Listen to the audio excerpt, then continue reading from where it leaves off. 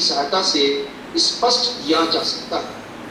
रेखा चित्र से स्पष्ट है कि बिंदु ई पर सीमांत आय तथा सीमांत लागत दोनों बराबर हैं।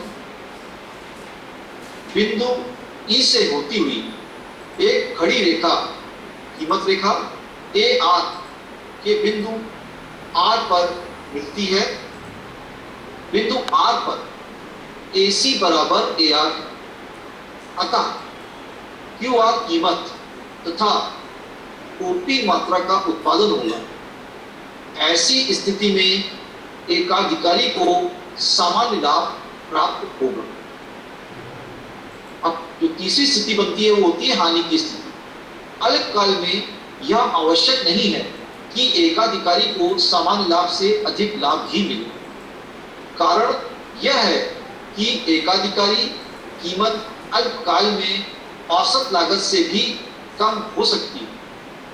अल्पकाल में भी वह अपनी उत्पादन क्रिया तब तक चालू रखता है जब तक कि उसे औसत परिवर्तनशील लागतों के बराबर कीमत कम से कम औसत परिवर्तनशील लागत के बराबर प्राप्त होनी चाहिए, नहीं तो वह उत्पादन कार्य नहीं करेगा। इस प्रकार एकाधिकारी को अधिकाधिक हानि कुल स्थिर लागत के बराबर हो सकती है।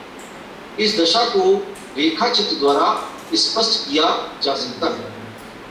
रेखा चित्र से विदित है कि जब एकाधिकारी को अपनी वस्तु की कीमत औसत लागत से कम मिलती है तब उसे हानि सहन करनी होगी, लेकिन यह हानि दीर्घकाल में समाप्त हो जाएगी और एकाधिकारी को लाभ मिलेगा। यहाँ रेखा चित्र में ई बिंदु पर MC और MR दोनों रेखाएं बराबर, यानी कि MC बराबर MR तथा SQ कीमत और OP मात्रा का उत्पादन होगा। यहाँ औसत आय औसत लागत से कम, अन्य शब्दों में AC रेखा AR रेखा के ऊपर स्थित है, अतः इन दोनों रेखाओं के बीच खड़ी दूरी इकाई हानि का प्रतीक है। इस प्रकार कुल हानि बराबर आयत PRST के बराबर होगी। चूंकि कीमत SQ है, यहाँ पर औसत परिवर्तनशील लागत के बराबर प्राप्त होती है, इसलिए एकाधिकारी हानि पर भी उत्पादन जारी रखेगा, क्योंकि हानि दीर्घकाल में समाप्त होगी और उसे लाभ प्राप्त होगा। यदि कीमत SQ औसत परिवर्तनशील लागत से कम, तो उत्पादन अल्पकाल में बंद हो जाएगा। निष्कर्ष के रूप में यह कहा जा सकता है कि एकाधिकार अपने उत्पादन को उस सीमा तक बढ़ाएगा जहां सीमांत आय सीमांत लागत के बराबर हो जाती है। संक्षेप में, यदि MR = MC है तो यह फर्म के साम्य की स्थिति है और OP मात्रा का उत्पादन होगा। अल्पकाल में फर्म को लाभ, हानि अथवा सामान्य लाभ या शून्य लाभ तीनों हो सकते हैं। यदि औसत आय या कीमत औसत लागत से अधिक है तो एकाधिकारी फर्म को असाधारण लाभ मिलेगा। यदि औसत आय औसत लागत से कम है तो एकाधिकारी फर्म को हानि होगी, परंतु वह उत्पादन करेगा। वह उत्पादन उस स्तर तक करेगा जहां तक सीमांत आय सीमांत लागत के बराबर हो। अल्पकाल में यदि औसत आय औसत परिवर्तनशील लागत से कम है तो एकाधिकार फर्म उत्पादन कार्य बंद कर देगी। एकाधिकार यदि औसत आय औसत लागत के बराबर है तो फर्म को सामान्य लाभ होगा। अब एकाधिकारी और दीर्घकालीन संतुलन के बारे में हम लोग चर्चा करते हैं। दीर्घकाल में एक अधिकारी फर्म आवश्यकता अनुसार उत्पादन के सब साधनों की मात्रा में परिवर्तन कर सकती है। फर्म अपने संयंत्र के आकार को भी छोटा बड़ा कर सकती है। इसलिए दीर्घकाल में एकाधिकारी हानि की अवस्था में उत्पादन जारी नहीं रखेगा, वह उत्पादन बंद कर देगा। एकाधिकारी होने के कारण वह दीर्घकाल में इस प्रकार से व्यवस्था करेगा कि उसे असमान लाभ प्राप्त हो। अतः दीर्घकाल में संतुलन की शर्तें इस प्रकार हैं। पहली शर्त, सीमांत लागत बराबर सीमांत आय। यह शर्त अधिकतम लाभ को सुनिश्चित करती है। इस स्थिति में लाभ में वृद्धि की संभावना समाप्त हो जाती है। दूसरा जो बिंदु में है, संतुलन के पश्चात सीमांत लागत सीमांत आय से अधिक हो।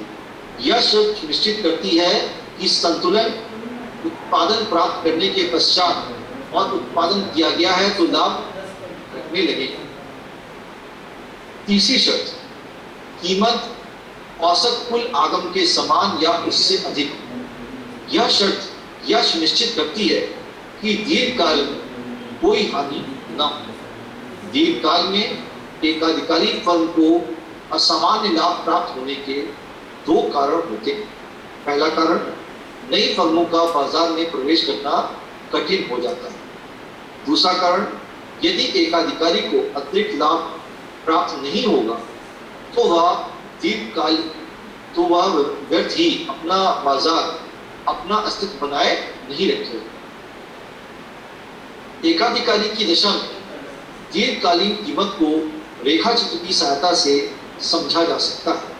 रेखाचित्र में एकाधिकारी फर्म का दीर्घकालीन संतुलन बिंदु ई है, जहां दीर्घकालीन सीमांत लागत दीर्घकालीन सीमांत आगम के बराबर है।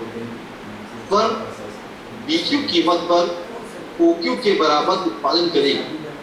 फर्म की कीमत BQ उसकी लागत AQ से अधिक है।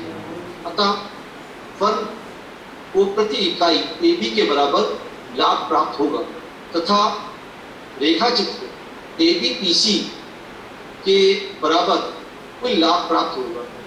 यदि बाजार में नई फर्मों के प्रवेश की संभावना है तो एकाधिकारी की कीमत का निर्धारण करेगा। यदि एकाधिकारी अपने संभावित प्रतिस्पर्धियों के प्रवेश को पूर्णतः प्रतिबंधित करना चाहता है तो वह उस बिंदु पर कीमत निर्धारण करेगा जहां पर LAC मतलब लॉन्ग एवरेज कॉस्ट और लॉन्ग रेवेन्यू कॉस्ट बराबर होगी। ऐसी दशा में नवीन फर्मों का बाजार के लिए प्रलोभन नहीं है। एकाधिकारी फर्म का साम्य तथा उत्पत्ति के नियम। अगली चर्चा का विषय हमारा है उत्पत्ति के नियम एकाधिकारी फर्म के साम्य की स्थिति को कैसे प्रभावित करते हैं। क्योंकि दीर्घकाल में एकाधिकारी फर्म या उद्योग के विस्तार या संकुचन की पूर्ण संभावना होती है, इसलिए उद्योगों के साम्य पर लागतों अर्थात उत्पादन के नियमों का प्रभाव पड़ता है। पहला नियम उत्पत्ति का जो है वो है बढ़ती हुई लागत का नियम। यदि उत्पादन बढ़ती लागत के अधीन हो रहा है, अर्थात जैसे जैसे उत्पादन बढ़ता है लागत भी बढ़ जाती है, तो उस अवस्था में एकाधिकारी के लिए यह उचित होगा कि वह उत्पादन कम मात्रा में करे तथा कीमत ऊंची निश्चित करे। रेखाचित्र में लागत रेखा AC व MC ऊपर की ओर बढ़ती हुई एकाधिकारी E बिंदु पर संतुलन की स्थिति में होगा, क्योंकि बिंदु E पर MR बराबर MC है। अतः उत्पादन OQ मात्रा का किया जाए। इस मात्रा में की कीमत OP1 तथा औसत आगत OP होगी। इस स्थिति में कीमत FQ के औसत लागत GQ से अधिक होने के कारण एकाधिकारी को FG प्रति इकाई लाभ प्राप्त होगा तथा एकाधिकारी का कुल लाभ P1 P FG प्राप्त होगा। दूसरा उत्पत्ति का नियम घटती लागत से संबंधित है। यदि उत्पादन लागत घटती लागत के अंतर्गत हो रहा है तो इसका अभिप्राय यह होगा कि जैसे जैसे उत्पादन बढ़ रहा है वैसे वैसे लागत घट रही है। इस अवस्था में एकाधिकारी का कीमत कम रखनी चाहिए तथा अधिक उत्पादन करना चाहिए। इस अवस्था को रेखाचित्र द्वारा स्पष्ट किया जा रहा है। रेखाचित्र में लागत रेखाएं AC तथा MC नीचे गिरी हुई हैं। एकाधिकारी E बिंदु पर संतुलन पर होगा क्योंकि बिंदु E पर MC बराबर MR संतुलन उत्पादन OP मात्रा का किया जाएगा।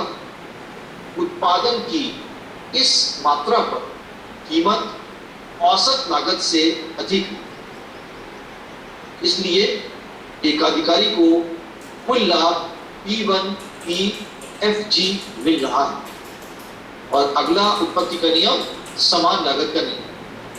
इस अवस्था में चाहे उत्पादन अधिक किया जाए या कम, उत्पादन लागत समान रहेगी। रेखाचित्र में AC तथा MC समान लागत वक्र है। यह OX रेखा के समानांतर, जैसा आप चित्र में देख भी रहे हैं। फर्म का संतुलन बिंदु E होगा। इस बिंदु पर MC बराबर MR। इस अवस्था में OP उत्पादन होगा। कीमत QF तथा औसत लागत QP निर्धारित होगी। कीमत OP अधिक होने के कारण एकाधिकारी को FE प्रति इकाई तथा कुल लाभ P1PFE प्राप्त होगा। तो तीनों उत्पत्ति के नियम में हम एकाधिकारी फर्म का साम्य कैसे स्थापित करते हैं, इसके बारे में हम लोगों ने विस्तार पूर्वक चर्चा की। अब प्रश्न ये उठता है, क्या एकाधिकारी की शक्ति असीमित होती है? उसे सीमित नहीं किया जा सकता? उसके बारे में हम लोग चर्चा करते हैं। एकाधिकारी की शक्ति असीमित नहीं होती। कई घटक जो एकाधिकारी की शक्ति नियंत्रित करते हैं। ये घटक है, पहला संभावित प्रतियोगिता का भय। यद्यपि एकाधिकारी के लिए कोई प्रतियोगिता नहीं होती, लेकिन उसको सदैव यह भय बना रहता है कि कहीं उसके नए प्रतिद्वंदी न उत्पन्न हो जाए। इस प्रतियोगिता के कारण प्रतियोगियों को व्यवसाय में प्रविष्ट होने का निमंत्रण देना है। दूसरा, विदेशी प्रतियोगिता का भय। एकाधिकारी अपनी वस्तु की कीमत अत्यधिक ऊंची कीमत के कारण विदेशी उत्पादक कम कीमत पर उस वस्तु की पूर्ति करके उसका एकाधिकार भंग न कर दे, इसका भय भी एकाधिकारी को बना देता। उपभोक्ता द्वारा व्यवहार। एकाधिकारी इसलिए भी मनमानी कीमत नहीं ले पाता क्योंकि कीमत अधिक बढ़ जाने के कारण कई बार उपभोक्ता अप्रसन्न हो जाते हैं और वे वस्तु के उपभोग का बहिष्कार कर देते हैं। अगला कारण है स्थानापन्न प्रतियोगिता का भय। बहुत ऊंची कीमत के प्रचलित होने के कारण एकाधिकारी को भय बना रहता है कि अन्य उत्पादक उसकी वस्तु के स्थान पर अन्य स्थानापन्न वस्तुओं का उत्पादन न कर ले। उत्पत्ति के नियम। जिन वस्तुओं का उत्पादन उत्पत्ति वृद्धि नियम या लागत ह्रास नियम के अंतर्गत होता है, उनकी कीमत अधिक ऊंची निर्धारित नहीं की जा सकती।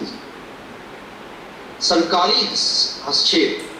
सरकारी नियंत्रण के भय के कारण एकाधिकारी कभी इतनी ऊंची कीमत नहीं रखेगा जिससे कि उपभोक्ता के हितों को नुकसान पहुंचे और जनता में असंतोष उत्पन्न हो। एकाधिकारी को कीमत रचयिता क्यों कहते हैं?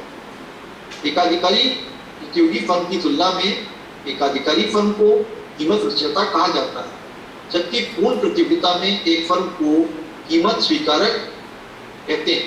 क्योंकि फर्म को उद्योग द्वारा निर्धारित कीमत को ही अपनाना पड़ता है। इसका कारण है कि पूर्ण प्रतियोगिता में फर्म का कुल पूर्ति नगण्य प्रभाव रखती है। अतः फर्म के पास इसके सिवाय और कोई विकल्प नहीं होता कि उद्योगों ने जो कीमत निर्धारित की है उसे ही वह स्वीकार करे। इसके विपरीत एकाधिकारी का बाजार की पूर्ति पर पूर्ण नियंत्रण रहता है और उसका बाजार भी काफी प्रभावी रहता है, जिसके कारण वह अपनी वस्तुओं की कीमत स्वयं निर्धारित करने की स्थिति में रहता है। इसलिए एकाधिकारी को कीमत निर्धारिता की संज्ञा दी जाती है। अब इसके आगे की चर्चा हम लोग अगले लेक्चर में करेंगे। नमस्कार।